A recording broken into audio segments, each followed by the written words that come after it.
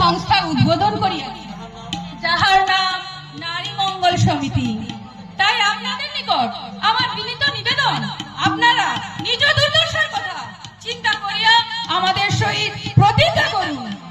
আমরা মেয়েরা পুরুষ অপেক্ষায় কোন অংশে কম নয়, সুতরাং আমরা পণ দিয়া বিবাহ করিতে রাজি হইব না। কেমন হলো বলো না? খুব ভালো হয়েছে কাজল, কিন্তু দেখো ভাই, ডায়েসে উঠে আবার ভুলে যাবে না তো? মোটেই না, পাশে তো শিউলিদি গাইড করবে। কে জানে বাবা, আমার কেমন ভয় করছে, যদি আবার ভাষণ দিতে গিয়ে ভুলে যাই, লজ্জায় আমার আবার মাথা কাটা যাবে। ওটা ভাবিস না তো, সব ঠিক হয়ে যাবে।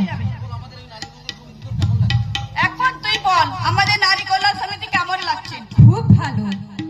অন্যান্য মেয়েদের কল্যাণে নিজেকে উৎসর্গ করার সে কি আনন্দ আজ আমি খুব ভালোভাবে অনুভব